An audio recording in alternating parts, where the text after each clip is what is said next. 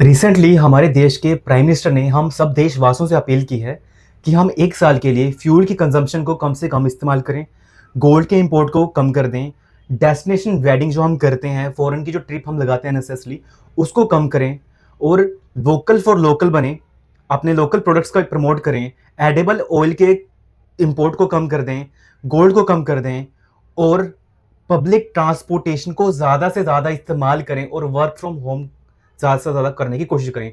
देखो, इसके पीछे बहुत मैक्रो इकोनॉमिक लेवल के ऊपर एक बहुत ग्रेव सिचुएशन बन चुकी है। जैसे आप जानते हो, इस टाइम वेस्ट एशियन क्राइसिस चल रहा है। जैसे आपको पता है कि ईरान वॉर चल रहा है, ठीक है? उधर रशिया यूक्रेन वॉर चल रहा है। तो इनके कारण क्या हुआ, हमारी कंट्री की जो सप्लाई चेन है वो टोटली डिस्टर्ब हो चुकी है, खराब हो चुकी है। हमारी कंट्री का 80 टू 85% जो ऑयल था, वो straight of Hormuz Persian gulf की तरफ से आता था। अब वो टोटली सप्लाई डिस्टर्ब हो गई है। अभी हमारी कंट्री में क्योंकि ऑयल कम हो चुका है, तो हमारी कंट्री ने डिसाइड किया कि फाइनली हम अपनी कंट्री में जो हमारी इकोनॉमिक सिचुएशन चल रही है, उसको बचाने के लिए, हमारी कंट्री में इन्फ्लेशन को बचाने के लिए, जैसे आपको पता है ना, हमारी कंट्री में टारगेट है 4 + -2, जो हमारी महंगाई है वो 4 मैक्सिमम 2% और 6% के बीच में ही रहेगी, ठीक है? अब इस सिचुएशन को ब्रेक ना करना पड़ जाए ना, तो कंट्री ने डिसाइड किया है कि क्यों ना हम गोल्ड के इंपोर्ट को कम कर दें।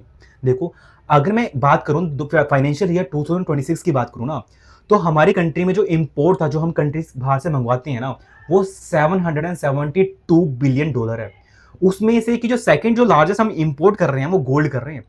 10% इंपोर्ट जो हमारा बिल है, वो गोल्ड का ही है। और आप हैरान होंगे, 700 से 800 टन गोल्ड, ऑलमोस्ट 90% गोल्ड की आपूर्ति जो है हम फॉरेन कंट्री से करते हैं। और अभी गवर्नमेंट ने इसको रोकने के लिए क्या किया है कि इसके ऊपर टैरिफ लगा दिया है। गोल्ड के ऊपर, सिल्वर के ऊपर, प्लैटिनम के ऊपर 15% और प्लैटिनम के ऊपर 15.5% जो टैरिफ लगा दिया है। अब हुआ क्या इससे कि देखो, हमारी कंट्री में डिसाइड किया, जो हमारे इकोनॉमिस्ट थे उन्होंने बताया कि ये जो गोल्ड है ना, ये नॉन प्रोडक्टिव एलिमेंट है। हम इसको जो इंपोर्ट कर रहे हैं, हम कोई प्रोडक्टिविटी काम नहीं कर रहे। हम बेसिकली हमारी कंट्री का जो फॉरेक्स रिजर्व है, फॉरेक्स मतलब हमारी कंट्री के पास ना एक रिजर्व होता है। जैसे बैंक होता है ना, बैंक के पास एक खजाना होता है रखा हुआ, वैसे हमारी कंट्री का खुद का एक रिजर्व है, जिसमें हमने कुछ कैश रखा हुआ है, गोल्ड रखे हैं, स्पेशल ड्रॉइंग राइट्स रखे हुए हैं।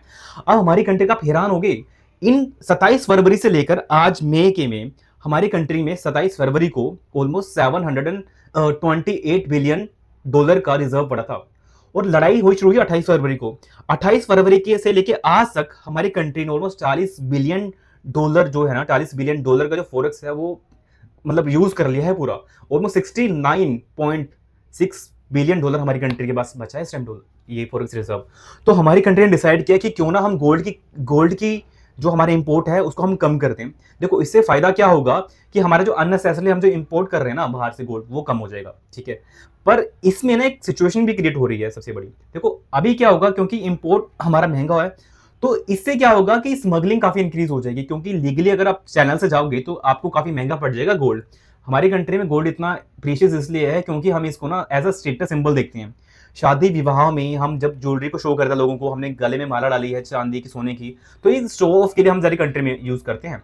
पर चाइना में अगर देखें, चाइना सबसे ज्यादा इंपोर्ट करता है, बट इसको वो यूज करता है जैसे चिप्स बनाने में, इलेक्ट्रॉनिक वायर बनाने के लिए, हाई कंडक्टिविटी वायर के लिए यूज करता है चाइना। इस सिचुएशन से बचने के लिए हमारी गवर्नमेंट ने बहुत बड़े-बड़े स्टेप्स उठाए हैं। जैसे सबसे पहले उन्होंने अपनी सप्लाई चेन को डाइवर्सिफ़ाई कर दिया है। हम यूएसए से, ब्राज़ील से, गुयाना से हम अपना जो क्रूड ऑयल है, जो गैस है, हम उसको इंपोर्ट कर रहे हैं। और ऑन द सेम टाइम हम डाई मिथाइल ईथर का इस्तेमाल कर रहे हैं। देखो, ये ना सीएसआईआर पुणे में डेवलप किया गया है, ये क्लीन फ्यूल माना गया है। हम एलपीजी के साथ इसको कंबाइन कर हम यूज़ करेंगे। साथ में हम E85 पॉलिसी ला रहे हैं। आपको पता है ना, इथेनॉल 2020 को अभी करंटली हमारी फ्यूल्स में यूज़ हो रहा है। इथेनॉल हम 20% लेते हैं, बाकी पेट्रोल और डीजल यूज़ करते हैं जो हमारी गाड़ी में चलता है। बट अभी हम ट्रांसफॉर्म करके E85 पॉलिसी ला रहे हैं, जिसमें कि हम 85% जो इथेनॉल होगा और 20% जो हमारा गैसोलीन होगा उसको इस्तेमाल करेंगे गाड़ियों में। देखो, जो जो वे फॉरवर्ड रहेंगे ना, सबसे पहले हमारा जो वे फॉरवर्ड रहेगा ना, हमें अपनी कंट्री की मैन्युफैक्चरिंग इंडस्ट्रीज को बूस्ट करना चाहिए। तो जितनी हमारी मैन्युफैक्चरिंग होगी, इंडस्ट्री बूस्ट होंगी, उसमें ही दूसरी कंट्री के जो पीपल हैं वो हमसे सामान पे करेंगे। जितना वो हमसे सामान पे करेंगे, हम उनसे लोकल करेंसी के अंदर नेगोशिएट कर सकते हैं। लोकल करेंसी में नेगोशिएट करेंगे मतलब हम डॉलर को रिप्लेस कर इंडियन करेंसी को प्रमोट करेंगे। हुआ क्या था, रशिया के ना फाइनेंस मिनिस्टर थे, उन्होंने मना कर दिया था इंडिया के साथ ट्रेड करने के लिए। उन्होंने बोला कि हम इंडियन रुपये से ट्रेड तो कर लेंगे, बट वो इंडियन रुपये को हम स्पेंड कहाँ करेंगे, ठीक है? जैसे चाइना का युआन है, चाइना का युवान इतना स्ट्रॉन्ग है क्योंकि चाइना की मैन्युफैक्चरिंग इतनी स्ट्रॉन्ग है, वो एक पेन की निब से लेकर, पेन की एक छोटी-सी पिन से लेकर वो बड़े-बड़े एयरप्लेन को डिज़ाइन करता है। उसने इतना तगड़ा होल्ड बना रखा है कि अगर किसी के पास चाइना का युआन है, तो दूसरी कंट्री के साथ आराम से वो ईज़िली ट्रेड कर पाता है। पहले तो हमें अपनी मैन्युफैक्चरिंग इंडस्ट्रीज़ को बूस्ट कर देना पड़ेगा।